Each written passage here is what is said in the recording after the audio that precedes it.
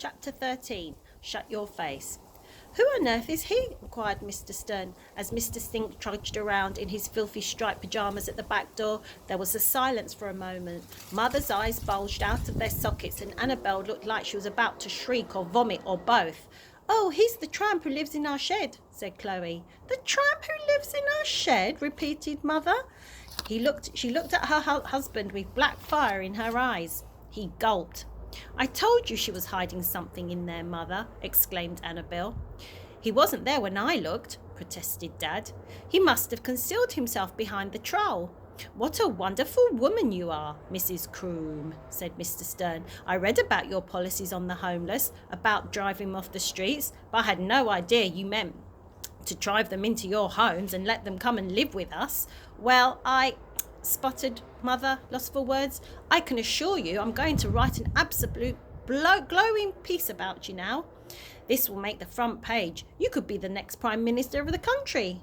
"My sausages," said Mr. Stink as he entered the dining room. "Excuse me," said Mother, before putting her hand over her mouth at the smell. "Forgive me," said Mr. Stink. "It's just that I asked your daughter Chloe for some sausages 2 hours ago, and my sincere apologies, but I'm getting rather peckish." "You say I could be the next Prime Minister of the country, Mr. Stern?" said Mother thoughtfully. "Yes, it's so kind of you, allowing a dirty old smelly tramp like this. I mean, no offence." "None taken," replied Mr. Stink without hesitation. "To come and live with you? How could you could be the next Prime Minister now." Mother smiled. "In that case," she said, turning to Mr. Stink, "how many sausages would you like, my very good friend who lives in my shed and hardly stinks at all?" "No more than 9, please," replied Mr. Stink. 9 sausages? 9 sausages coming right up. With poached eggs, bacon, mushrooms, grilled tomatoes, bread, butter, brown sauce on the side, please." "Certainly, my extremely close and beloved friend," came the voice from the kitchen. "You smell so rank, I think I'm going to die," said Annabel. "That's not nice, Annabel," said Mother, breezing from the kitchen. "Now, come with me in here, darling. There's a good girl." Annabel ran to the sanctuary of the kitchen. "It stinks in here now as well," she screamed. "Shut your face," snapped Mother. "So tell me, Tramp," said Mr. Stern, leaning in towards him. Mr. Stink, before the smell got to him, and he leaned back. "Is it just you're living in this shed?" Yes, just me. And of course my dog, the Duchess." "He's got a dog?" cried Mother anxiously from next door. "And how do you find living here?" continued Mr. Stern. "Nice," said Mr. Stink, "but I warn you, the service is painfully slow."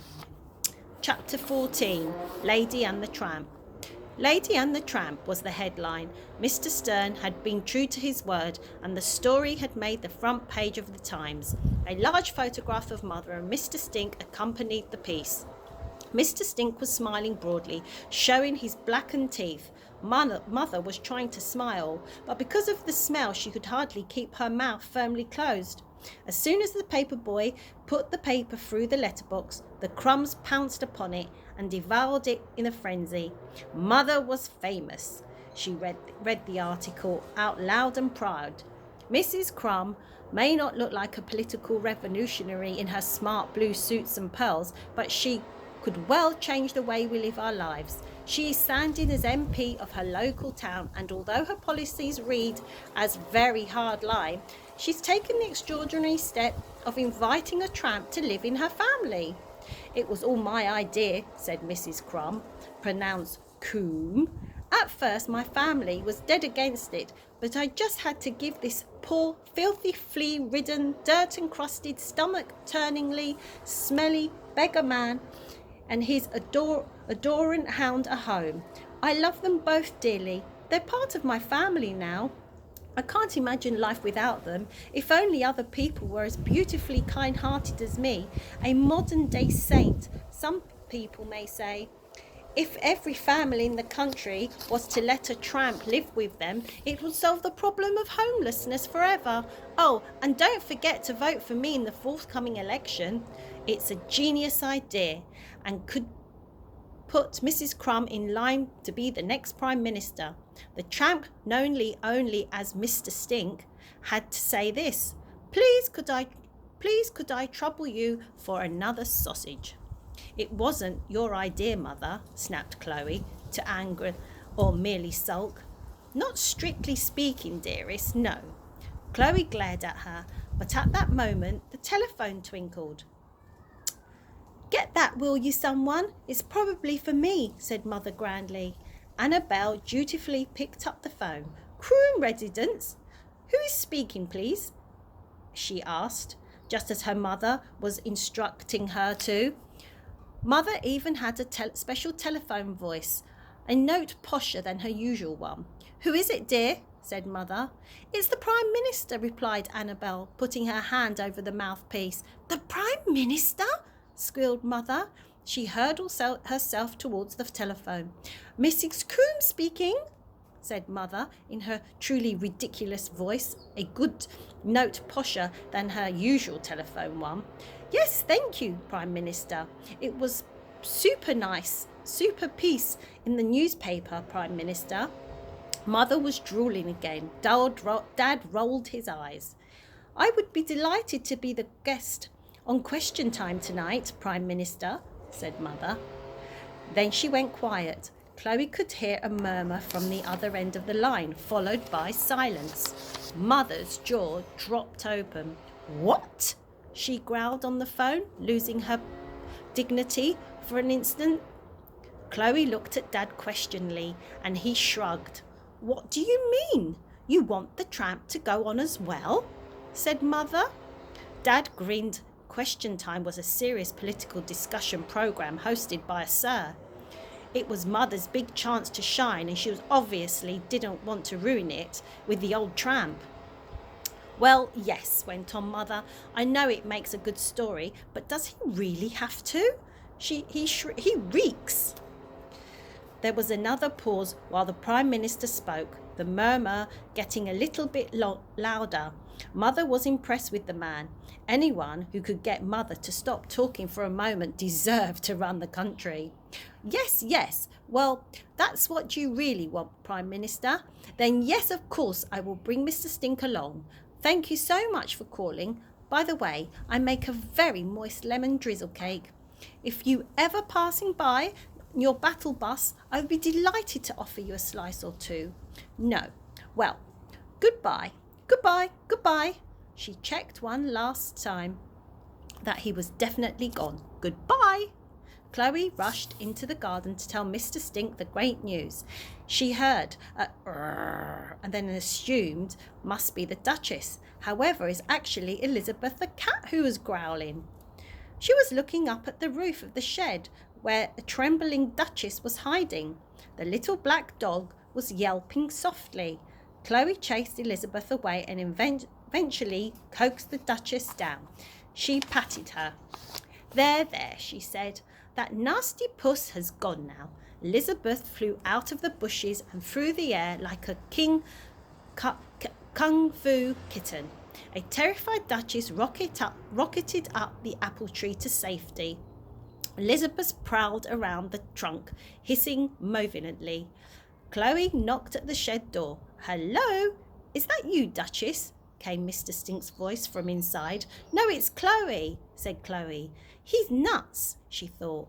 Oh, lovely Chloe, do come in, my dear. Mr. Stink upturned a bucket. Please, take a seat.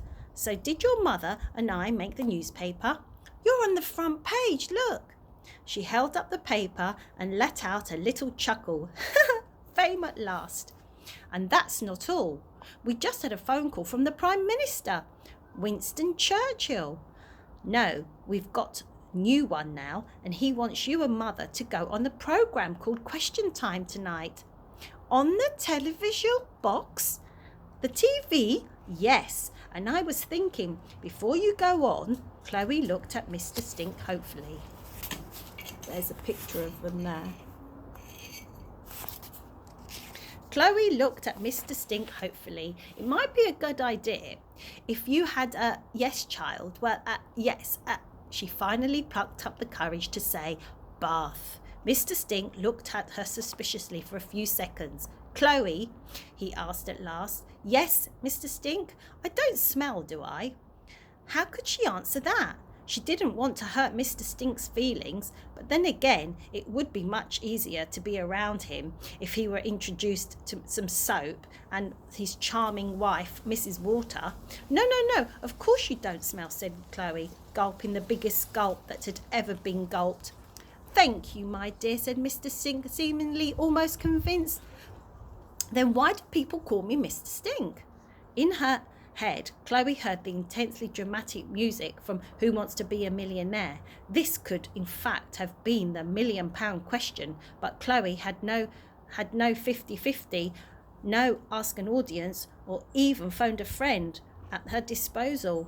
After a long pause, in which she could have watched all 3 Lord of the Ring films in that specially extended director's cuts, words started to form in Chloe's mouth. "It's a joke," she heard herself saying. "A joke?" said Mr. Stink. "Yes, because you actually smell really nice, so everyone calls you Mr. Stink as a joke." "Really?" His suspicion seemed to be thawing a little. "Yes, like calling a really small man Mr. Big, or a thin man Fatso." "Oh, yes, I understand. Most amusing," chuckled Mr. Stink. The Duchess looked at Chloe with a little look that said, "You had the chance to tell him, but you chose to carry on lying." How do you know that the Duchess's look